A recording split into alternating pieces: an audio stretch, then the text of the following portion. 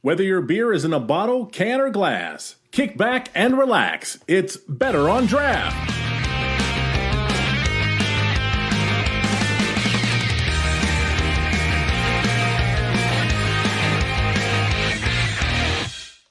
Welcome, everybody. This is the Michigan Series, episode number 15. My name is Ken. Thank you so much for joining us. I appreciate it. If you are listening via the podcast, you can, of course, join us live Fridays at 7 p.m. Eastern. As we bring guests, you can ask questions and just drink with us, especially if you got nothing to do on a Friday. You know, it's hot outside. You want to stay in. The AC is nice. Grab a beer and join us. Joining me tonight, we got plenty of co-hosts, including Wendy. How you doing today, Wendy? I'm fantastic. I'm loving it that it's Friday again. And what are you drinking? I have Pigeon Hill Beach Please. Felt like it was the right mood for me to be in, was the beach beer. I'm also going to pull a Nick today, and I found a Yellow Belly, one of the cease and desist final batches to enjoy this evening. We, I believe, actually just re-uploaded episode 252 onto our YouTube with Henrik Fenny of Omni Pollo, so go check that out. Dan and I got a chance to interview him, which was a great interview. And if you actually watch it on our YouTube page, youtube.com/BetterOnDraft, you can see the brand new brewery they were building out for Omni Pollo. But we also have Rob. Rob, what are you drinking over there? Right now, I am drinking a Dew Claw Sour Me Unicorn Farts. Complete with the glitter that's in here. And I also have a little sipper in my No Rules glass. I have some 2 James barrel-aged gin that I'm rocking. So that's what's up. All right. And we also have Dan. Dan, how you doing? Hey, doing good. What are you drinking? I got the usual vodka soda going on, a little bit of Stoli. Awesome. For myself, before we introduce our guest, I have got the last can of my Weldworks alt beer. And I am excited to announce that there are a couple breweries making an alt beer this fall, which we will be discussing during the news segment, the July 30th news segment. So if you're listening via podcast, that'll come out on Monday. But our guest in our virtual studio tonight, we have Alan from the Burning Foot Beer Festival. How you doing today? I'm good. How you guys doing today? We are well. Most importantly, what are you drinking? I'm starting this evening with some Grand Armory Wheezin' the Juice, but I've got a variety in my cooler next to me. So as the night goes on, I'll transition to some other stuff. Well, it looks like you want to go hard because you probably can't go hard when you're hosting a festival. Talk to us. What is the Burning Foot Beer Festival? So the Burning Foot Beer Festival is a beach-centric beer festival that incorporates music, art, camping, over 80 breweries, and it's all in the sand in Muskegon, right on the shores of Lake Michigan. You get a beautiful sunset with it. It is a truly unique, one-of-a-kind setup there. We're set up in a circle format, so when you enter in the festival, you are surrounded by 360 degrees of brewery, music, art, you name it, it's all around you. Now, Burning Foot Beer Festival is tagline is not your ordinary beer festival. Talk to us about what you get when you go to the Burning Foot Beer Festival versus other beer festivals. Yeah, so like things that are common that you would get at any beer festival is you're going to have a large variety of breweries to choose from, and all those breweries are pouring samples out that you can taste, and obviously you can visit as many of those as you can handle. Where we take the exit is right after that point. We're not set up in a parking lot. We're set up in the beach. We're set up on the sand so you can take your shoes off and walk around. We have 2 different music stages. We actually have to build a road on the sand to be able to bring out these huge trailers and stages. And we bring in national music acts. We bring in regional music acts. We bring in a number of local acts as well. And so this year we have 9 different music acts that will be taking place on 2 different stages in 6-hour period of time. We also commission our own art. So we have 20 different art exhibition pieces that we've had built.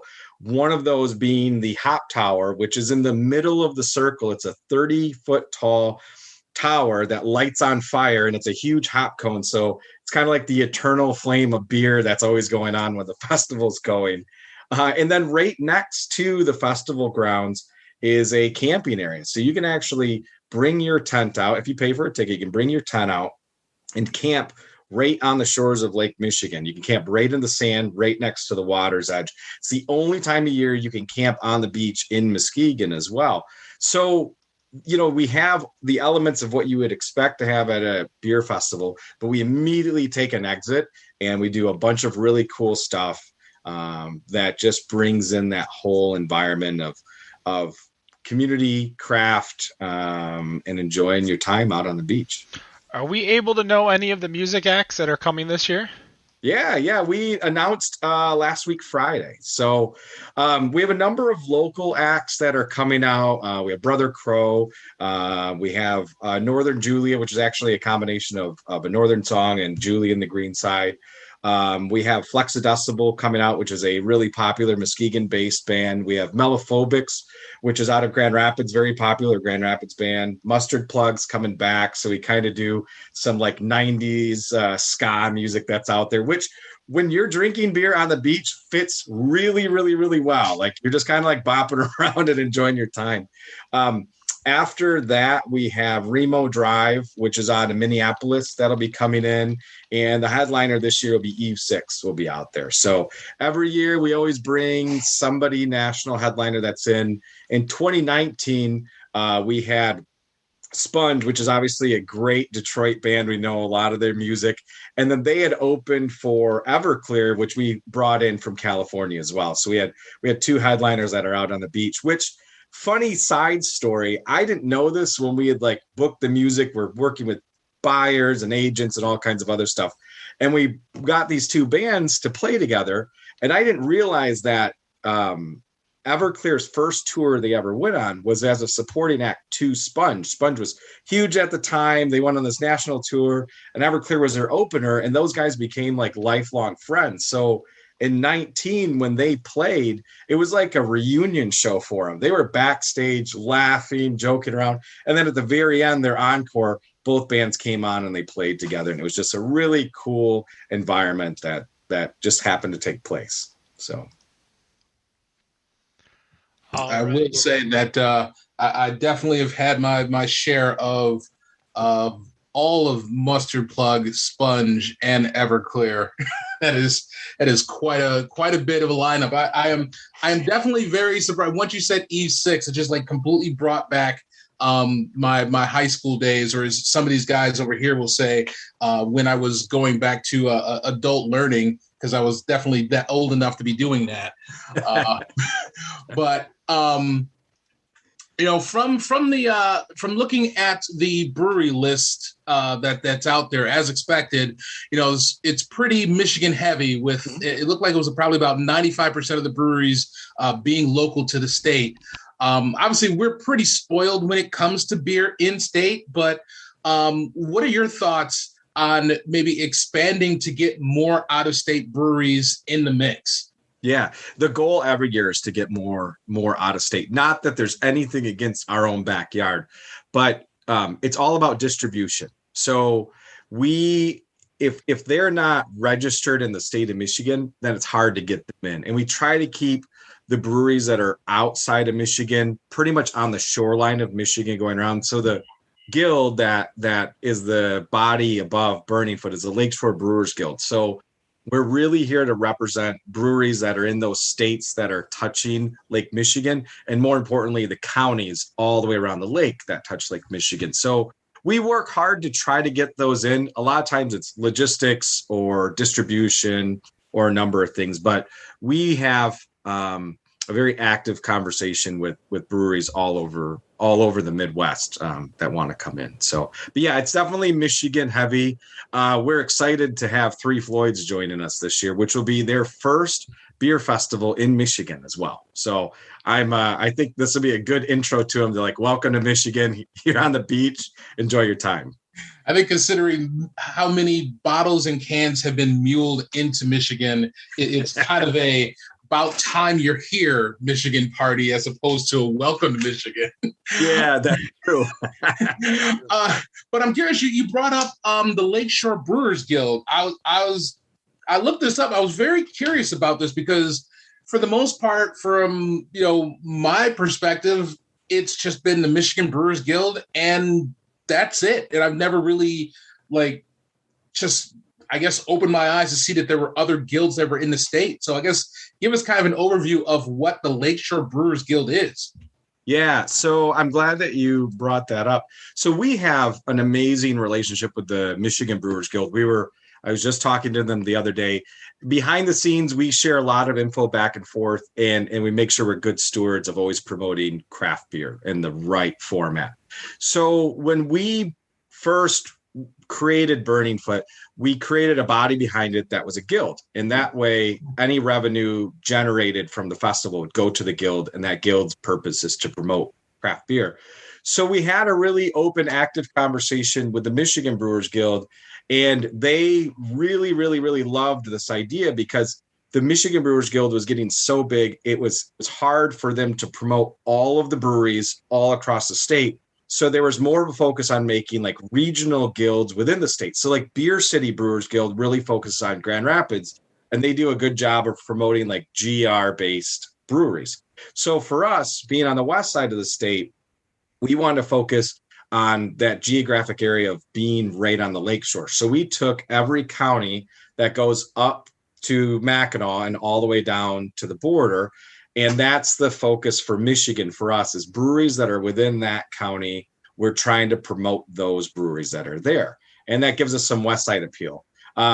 But for us, we are really unique in that format of being one of the only multi-state brewers guilds in the country, where we're actually taking Indiana, Illinois, and Wisconsin into account. Same format, breweries that are in those counties are the ones that we're representing. And of course, we have dues that they can have and be part of the guild from there. And then we also invite the breweries that are within those states as well to be able to attend the festival. So it's not just the Michigan or just the Lakeshore Brewers Guild members. It's also breweries within those states that can come in. But brewery members always have first rights to be able to attend. So okay. Yeah. Now I know that with the Michigan Brewers Guild that they do a lot of lobbying to the state to get laws changed and things of that nature. Are there things that the Lakeshore Brewers Guild has brought up to the Michigan Brewers Guild that they would like to see some changes that would happen that would help in business and getting people out there and things of that nature? Yeah, so it's kind of a fine line. So above Michigan Brewers Guild, there's a national governing body, the BA, the Brewers Association. Right. And they either recognize or do not recognize guilds within their bylaws that they have. So by definition, how it works in the state of Michigan is the Michigan Brewers Guild is like the legislative branch. They're the ones working and lobbying on Lansing. And that's their recognition by BA. And then any other guild that is in that first is recognized by the state guild. But then other than that, their primary focus is tourism. So by BA's definition, we're a tourism-based guild. But what we do kind of behind the scenes is we support initiatives that the Michigan Brewers Guild has. And we've actually had, like, us and brewers, the Beer City Brewers Guild, have signed on to some supporting notes that they've had for labor and distribution and other stuff. So we give it a supporting voice, but we don't really have like any vote or other initiatives like we could go to Lansing and support something that's there. We're just a supporting body representing our breweries that are in our backyard. Okay. Yeah. All right. I'm going to throw one more out here. Obviously with, I believe this is the 6th year it's running now for yeah. Would have been 7. Would have been 7, exactly. That's actually where my question was kind of going, was that, having this year off due to the pandemic, what has made planning for this year's running of the event to be worth the wait? Well, so planning was chaos, to put it lightly. Because we didn't know how the state was going to reopen. We didn't know when it was going to. We just kind of had faith that we looked at the metrics that everyone else was looking at online, and we could see this downtrend. And knowing that we were at the end of August, we felt comfortable we could produce something. But we waited really to sign any contracts or get into deep conversation until we knew we could actually produce a festival. And that was late May before we really knew that happened. So normally we're spending all year planning this festival. We're having active conversations. We're doing a number of different things just to keep everybody in the loop on what the next year's production of the festival will look like. Trying to do that in 90 days has been a feat.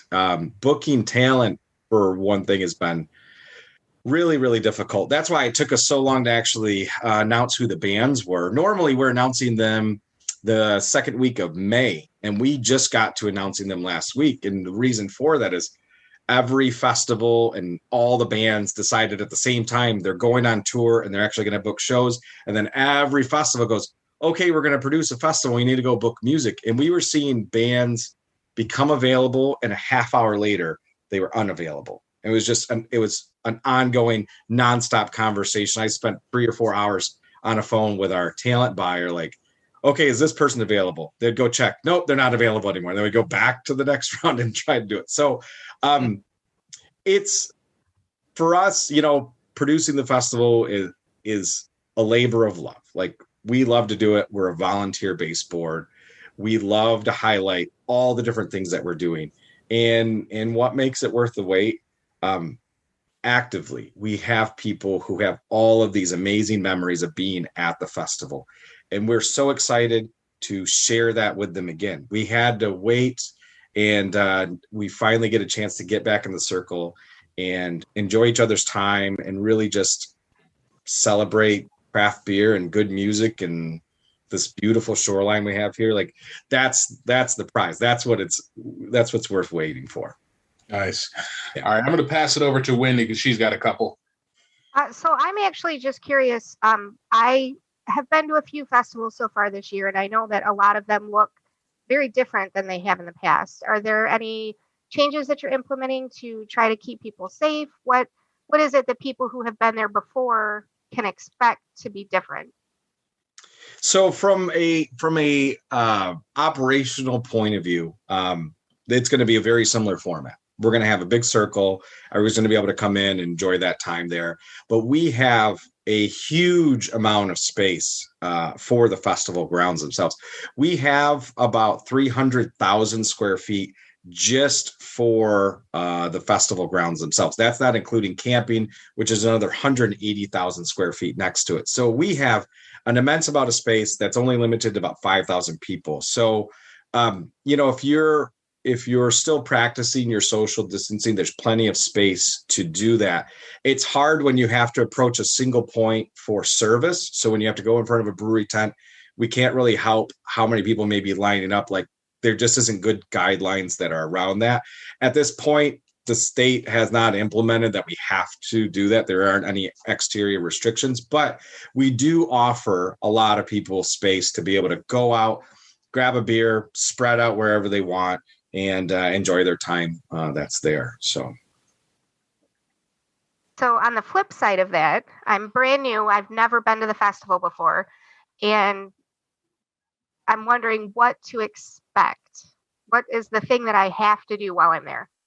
Enjoy yourself. Yeah, it's, the format of the festival, it's set up as a 360-degree environment. So like, all the breweries make a ring. So when you enter through, you're completely surrounded by breweries. And on each end of that circle, it's a little more of an oval now, but on each end of that are 2 different stages.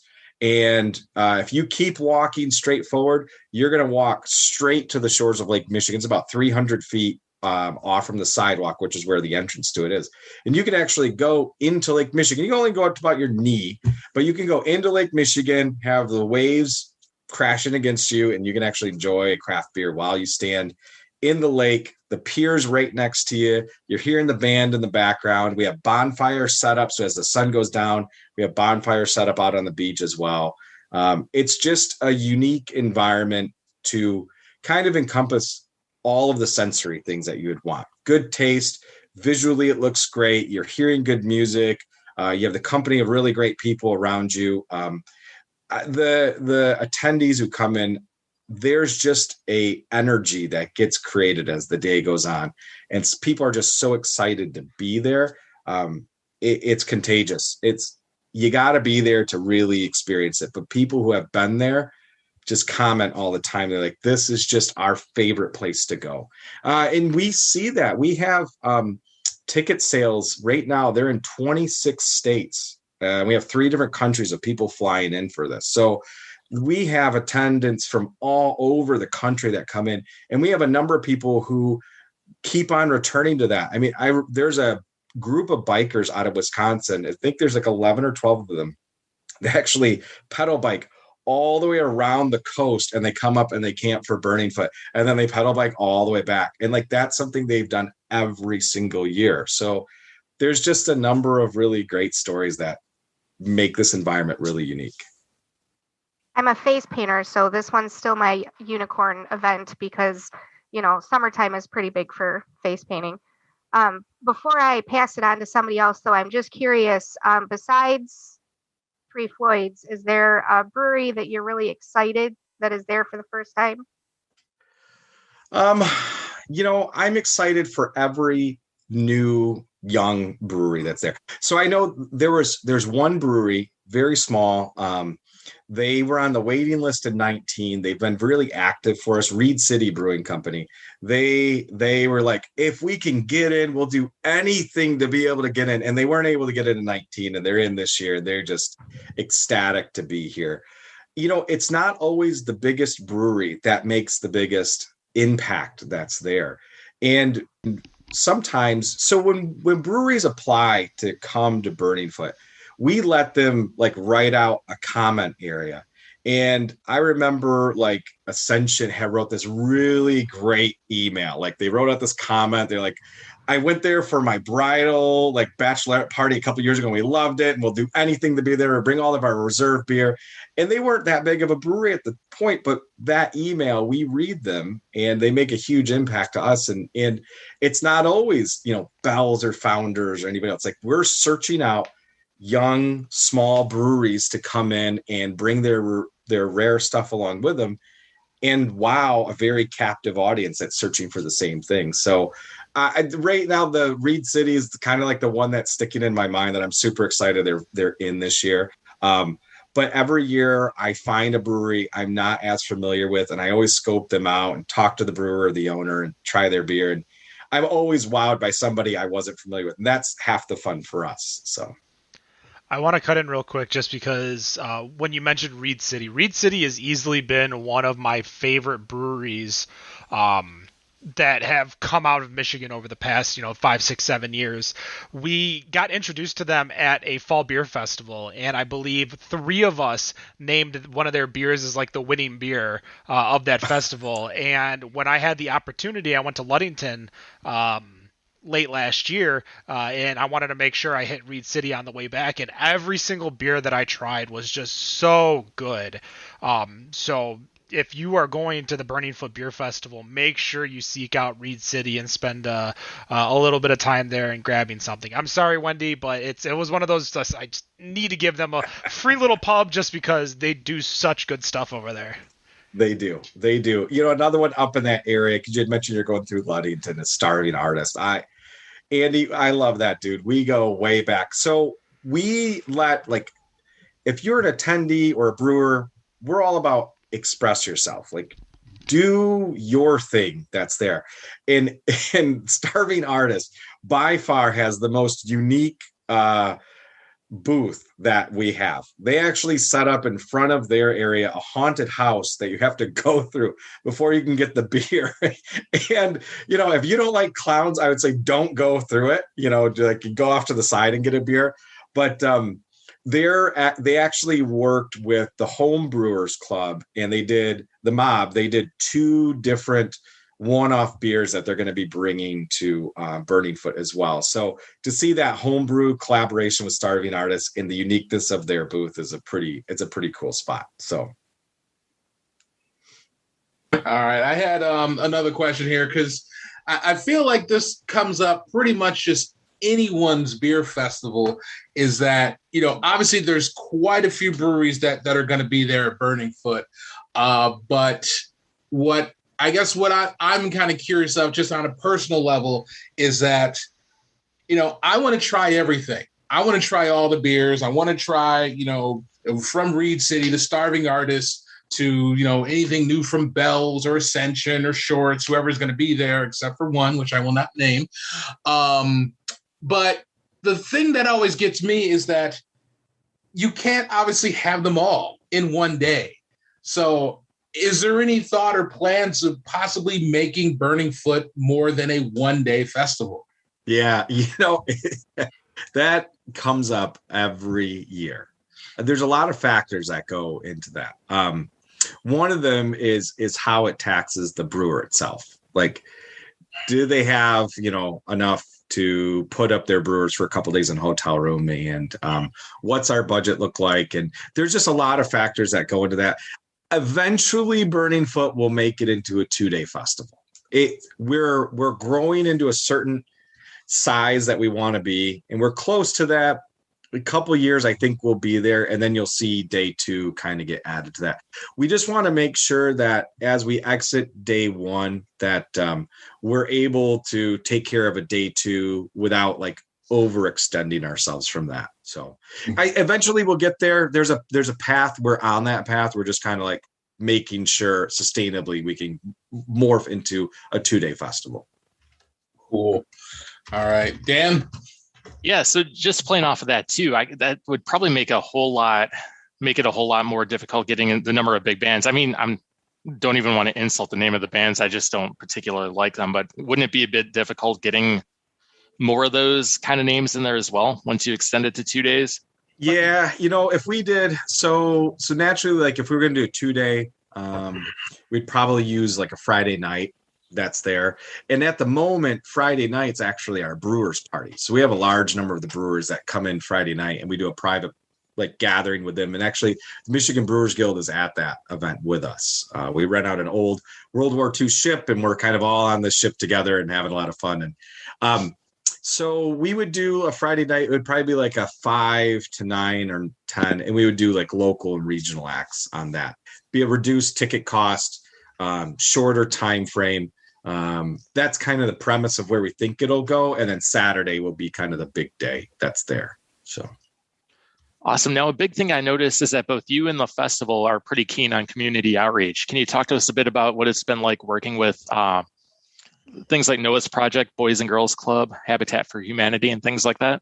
Yeah, it's been amazing. Yeah, it's truly been amazing. And we're not done. We're not done bringing on more nonprofits. So even though the Guild is really the beneficiary from that, like community responsibility is huge to us. So we want to constantly increase and make the attendees experience that much better. So we have a lot of things that come into play where we can tie in a nonprofit in that, but it doesn't make it seem like there's a bucket and you're just kind of like putting money in it. We want to make it part of an experience that you would naturally think would fit into Burning Foot. So Noah's Project was the first year of us doing a partnership, and we had a really good relationship with them outside of the festival. So Noah's Project is a no-kill animal shelter that's here in Muskegon. And my wife and I and a number of our board members are big animal lovers. So like, we're always trying to support that initiative personally. So when we brought them on, they actually do our shoe check-in. So because we're in the sand, they do like this shoe, bag, chair, umbrella, jacket, because the beach could be hot and they get really cold all at once. So you can kind of like check anything in there, and they'll run that coat check valet service for you.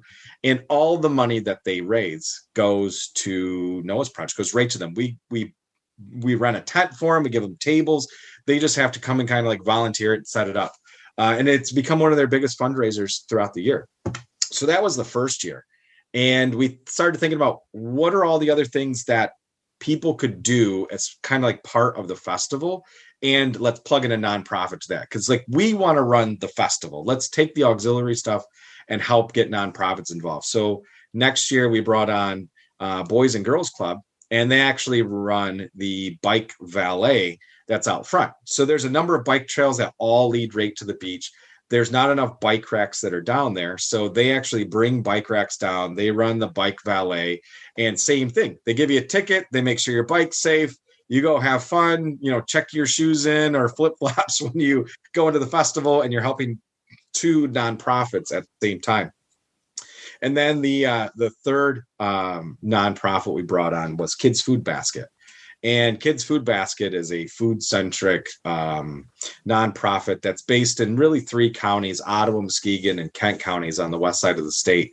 And they help school programs. They actually bring in, and they're doing lunch and dinner service to a number of students that are out there. And they're just an amazing cause. We are huge, huge supporters of them.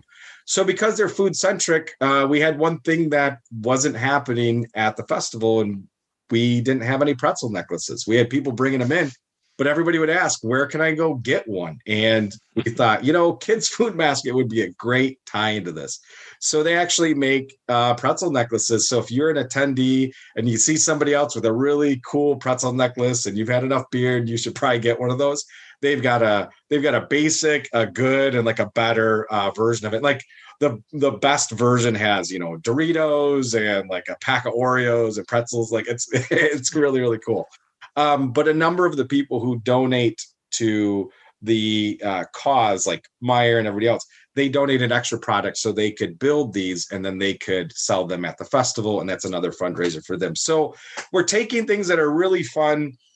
People want to be engaged with it, and it's a fundraiser that goes directly to them. So it's been a awesome thing that we've been able to do. And we've got a couple more nonprofits we're going to bring on in the future as well. We're just kind of getting things back up and running this year, and we'll probably intro a new nonprofit next year. So awesome. I always love the creativity you see in some of those pretzel necklaces too, like when people have entire pizzas attached to it. I don't know where they come up with that. I don't know either. I'm somewhat envious because usually I've been on the beach for about a week, and then I see somebody else with like a big pepperoni slice, and I'm like, I really want that right now.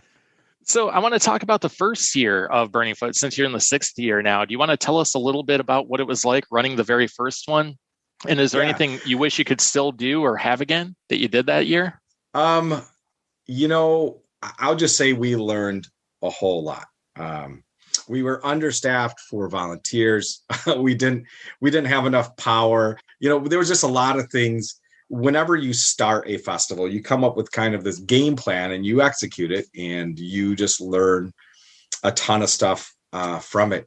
Everything that was part of the festival has only gotten bigger.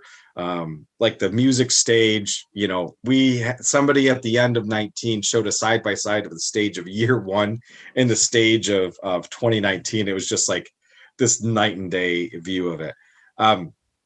I don't think there's anything I would change from year 1. It's just how it goes. It's just how it goes. You learn, you improve on it, you make it better for anybody who's attending, and you keep pushing forward.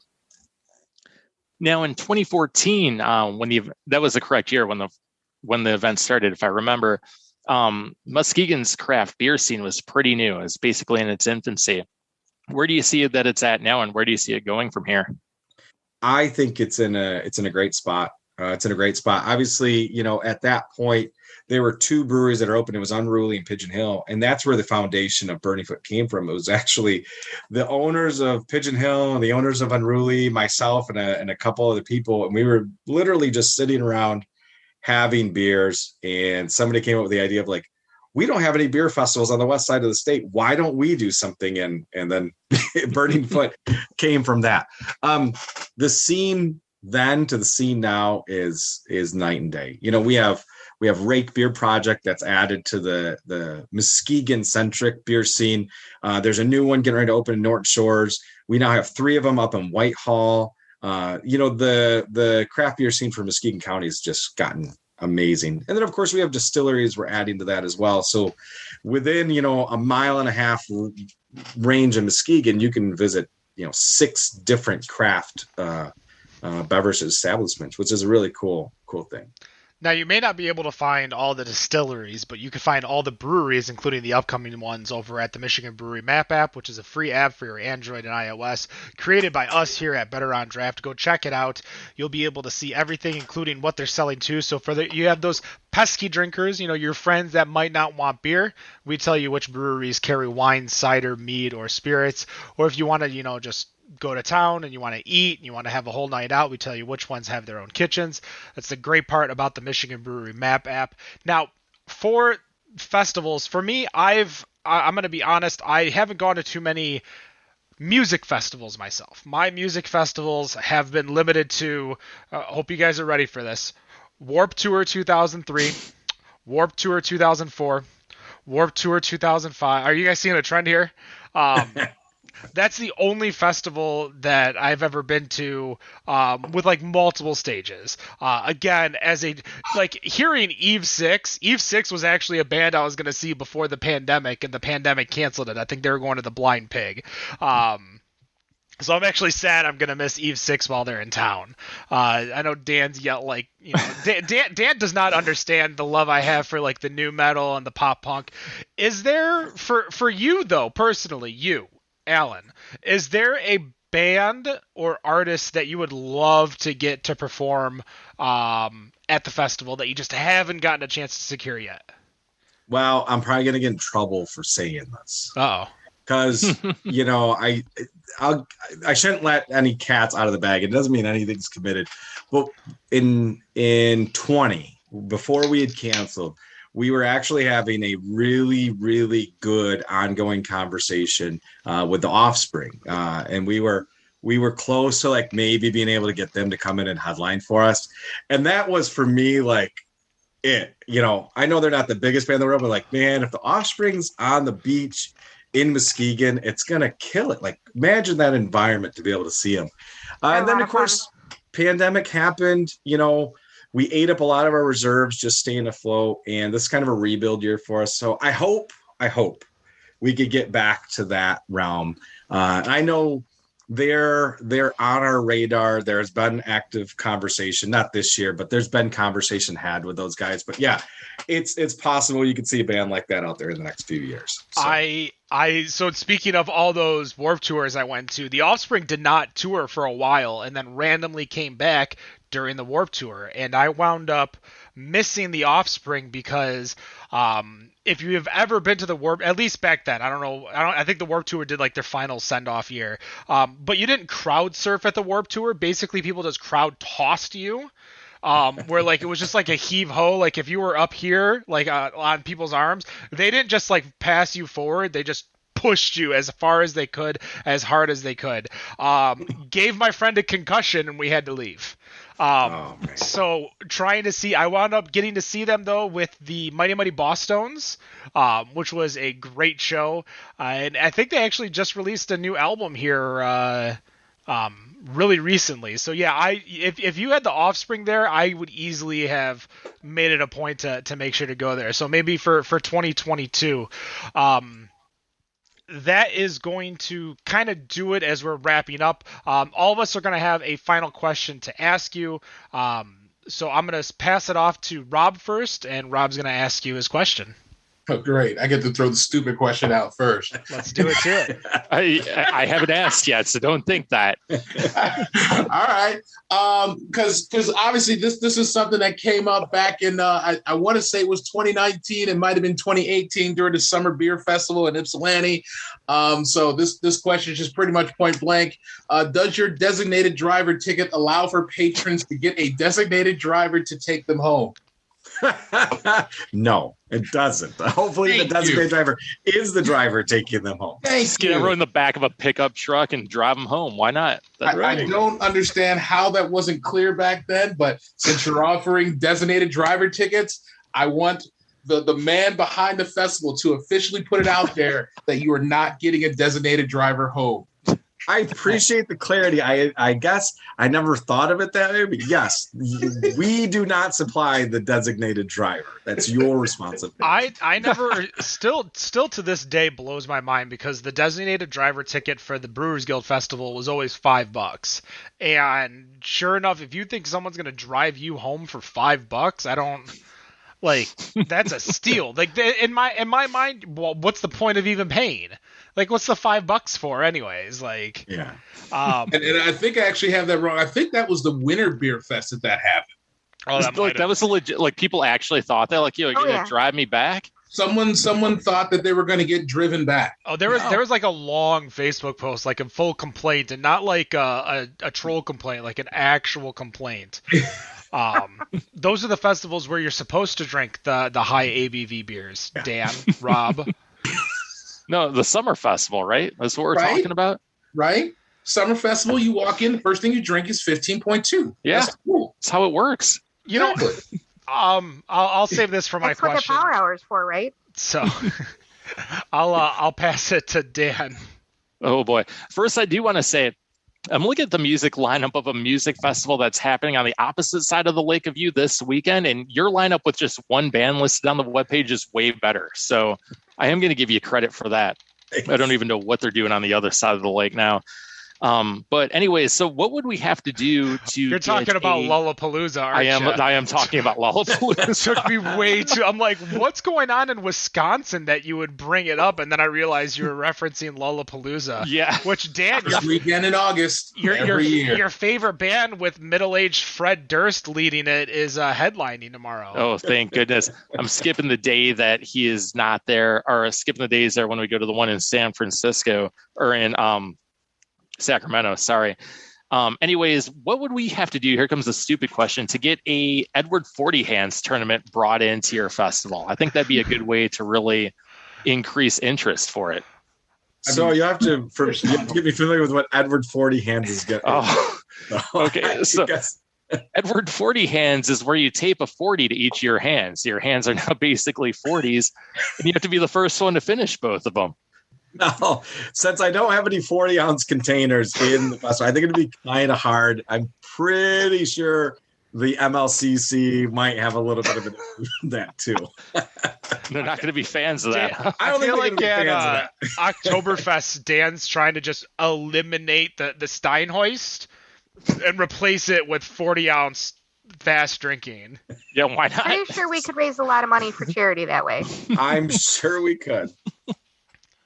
Where you put minus 110 odds and people start betting on people, and yeah, that's where you get like the what was the Black Widow or whatever, the tiny girl who like destroys all of the hot dogs on the hot dog eating contest. Yeah, you get someone like that who crushes everyone in it.